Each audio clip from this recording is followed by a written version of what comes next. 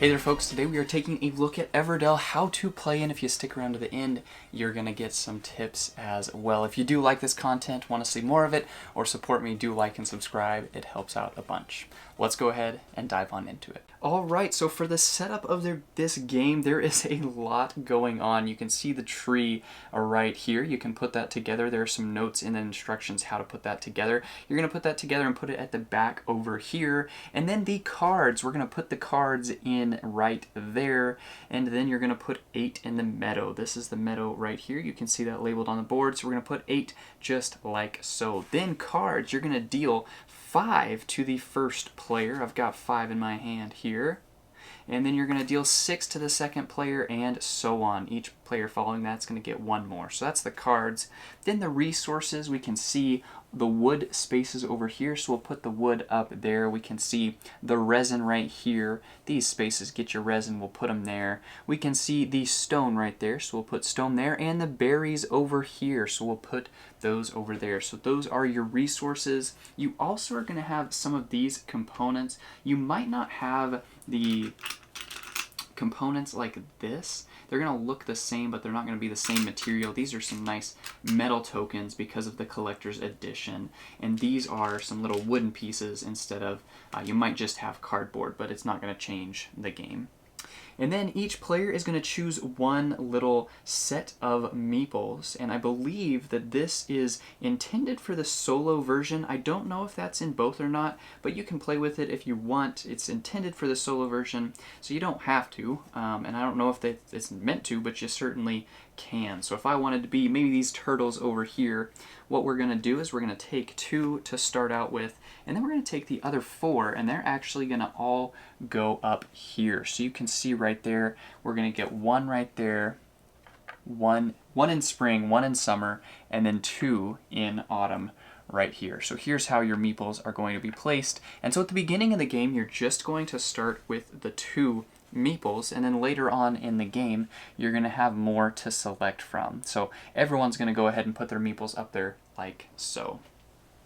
We're also going to have a stack of these backed cards. These are going to be some extra goals you can do, so we're going to set 4 of those up there, and we'll talk about those in a little bit. And then we're going to have these backed cards as well. Depending on how many players you're playing with, you're going to put either 3 or 4 of these out. So these are going to be bonus spaces you can go to as well. And that is the overall setup, I believe, except, oh yeah, these over here. So these tokens, you're going to set these matching their little areas as well. And so those 4 are more bonus points that you can get.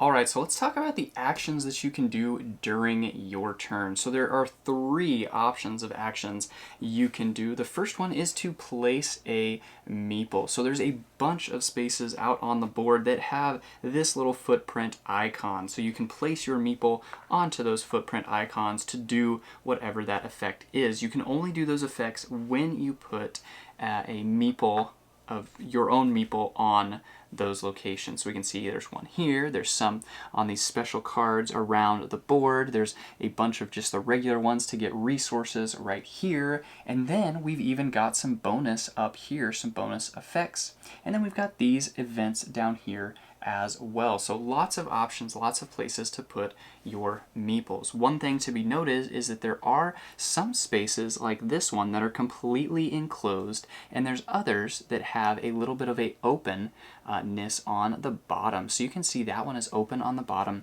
That means that you can only put 1 meeple here, but you can put as many meeples here as you would like. And so that means I could put 1 meeple there one turn, and then I could put another on my second turn, and then if someone else wanted to put a meeple there, they could. There's no limit to the meeples that can be there. So that's your very first option, is putting a meeple somewhere, maybe over here, to get that effect. So we get 2 of those resources for going there. And so that is one option that you can do. Another one is to play a card. And so you can play a card either directly from the middle here or from your hand. And so if you want to play from your hand, you just pay the resource of what it is, and then you play your card. And some of these cards give you an immediate effect as well. Like this one, gain 2 wood for each farm in your city. Now if you don't have any farms in your city, you wouldn't gain any. This one here is just an immediate gain 2. So we'd be able to gain 2 wood if we played that. But if you're playing from the city, it's the same, or if you're playing from the meadow, it's the same thing. It's just coming from the meadow. So let's say maybe we had a couple of wood. Maybe we went over here and got 3 wood from our last turn. So this is what we did on our first 2 turns, went over there, and then we wanted to buy this card right here and put it in front of us. So we're going to pay the 2 wood and the 1 resin to be able to play that card, and then it's going to get replaced from the cards that are out there. But you can play directly from the meadow or from your hand. So that's the second option of what you can do. And then this, like I said, we're going to get that benefit immediately. So we're going to go ahead and be able to gain a berry.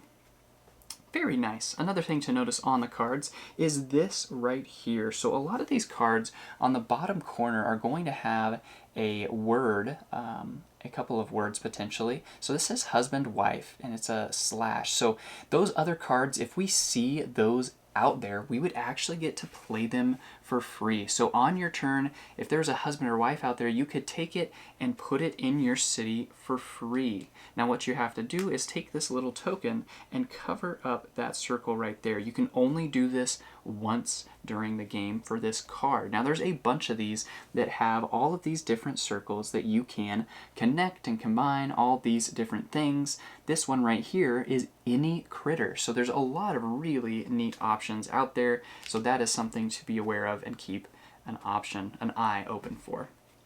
Now your last action right here would be to prepare for the next season. So to prepare for the next season, we're going to go up here and look at our options. So preparing for the next season, you look at what the next season is. So this first one, preparing for spring, we would take our meeple right here, and then we would take our other meeples back, just like so. And then you're going to look at your green effects. That's what this says up here. Look at all the cards with that icon, the green effects, right here. So this farm, we would get to enact that again because we're going into that next season. So we'll get 1 more berry. So that is the third thing that you would do during your turn, is to prepare for the next season. And that is how that goes.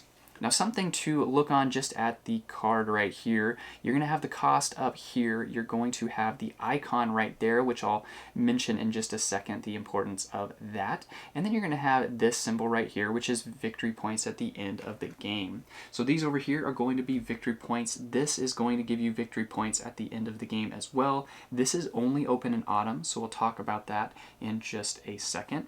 But there's just a couple other things I wanted to look at on the board. You can see this icon right here. So if we had a number of those in our city, let's say we had 4 of those, as an action, we could take this guy right here and we could put him on that spot. And then we would get to take that and keep that in front of us. So the first person to get 4 of those and then take that action for this would be able to do that. And you can see there's other symbols right here. So 3 of those, 3 of those, 3 of those, and you could take these other pieces to be able to get those bonus points for those. So bonus points to be had down there for collecting the various types of cards. And then up here, we're going to have some bonus points as well. So looking at this one as an option, here's a meeple space up here, so you'd have to put a meeple on it. But then when achieved, so when you take that action, you reveal 5 cards, and you may draw any of them and place any of them beneath this event. So we could draw 5 cards and then put 5 right underneath this and make it worth 5 points, or we could just keep all 5 of those cards or do any combination. And so what you'd have to do during that turn is just take a meeple and put him on that space, and then you would just get it immediately and do that effect. Some of these you're going to need certain things to be able to do. So this one right here, for each worker in your monastery, if you don't have a monastery, don't have any workers, then obviously it's not worth doing unless you're trying to keep someone else from doing it. But I'll let you figure out the rest of those as well. So one thing to keep in mind with this game is this final spot right here. This is something that you're only doing at the very end of the game. And you can see right here, you must discard cards equal to the points. So if I want to go right here and get 5 points at the end of the game, I can do that, but I can only do it if, 1, the spot is open, and then 2, I can discard 5 cards. So if I don't have 5 cards to discard, I can't go there. And if someone else is there, then you couldn't go there either. But you can always discard the 2 at the end of the game only. This is only in Autumn to be able to do that. So that's a way at the end of the game just to get a few bonus points. And that is the main bulk of the game. You're building up your city down here. You're collecting resources, buying different cards and different things out there. The maximum number of cards you can have in your city is 15, so do keep that in mind as well. But overall, that is Everdell. Really beautiful game, fun game. Hopefully that gives you a little bit more of Everdell. Alright folks, let's look at just a few tips of Everdell. This is a beautiful, stunning game that's just really fun to play, really fun to explore. Now, I will say, if this is your very first game, you're going to feel like you're not going to be able to do anything in the game because you have 2 of these meeples, and the very first round just feels like it goes so quick, like you have nothing to do. So my suggestion for your very first season is to look at your cards and see if you can play 1 green card. So if I can play this twig barge right here, I can take 1 action to get some sticks, 1 action to get stones, so my meeples would be gone, but then I've got 2 twigs that I would gain. And then beyond that, the green effects, as soon as we go into spring, are going to happen again. So if you're able to play a green, you're really able to kind of double up on the effects of what it gives you, which makes it really efficient and helpful for your game overall. Another tip just to keep in mind is that these outside spaces are generally much more powerful than the spaces over here, just the regular spaces on the board. So I would say go for those as much as you can. And then the cards up here are often really helpful too, and so look at those bonus points. The game at the end, you're just trying to get as many points as you can, so if there's something up there that you want to shoot for, go for that. But don't forget either that you can buy cards straight from the meadow. So if there's a good card out here, you may want to take one of these actions that gains you a card so you can reserve it for yourself so no one else can get it, or you may want to just try and pay for it and buy it straight from the meadow. My biggest tip in this game overall, though, is to really try and combine as much of these combinations as you can. Looking at the bottom right hand corner, there's all of these cards you get to play for free if you have this card. So if I play the mine, I get to play the miner mole for free if it's out there. And so try and come up with as many of those combinations as you can. It's really going to make things flow a lot faster and get you a lot of free cards. So that's one thing that I would definitely mention, and then keep an eye on how other people are playing the game as well. Does it look like someone's going really heavy for a certain thing that you should maybe try and go for as well and try and compete for that, or should you not try and go for maybe a bonus thing that someone else is really attacking heavily? It's just gonna change from game to game. Last thing is down here, being able to discard cards to get points is often very worth it as well, so keep that in mind. I guess last thing is it can be really good to be in a different season than someone else. And so if someone else is like way ahead of you in seasons, that can actually be a really bad thing. You kind of want to like take your time and slowly, you know, do your thing. And so someone may finish the game and you're still, you know, finishing out summer, you have all of autumn left or something like that. That can be really good. It can seem like people are really ahead of you in points, and they might be, but you've still got like half a game left potentially. So that's an interesting piece of the game that not everyone has to be in the same season. So those are a few tips. I don't know if that helps. Hopefully it does, but that's Everdell. Really fun game. Hopefully that helps you enjoy your next game, maybe score a few more points. Thanks a bunch.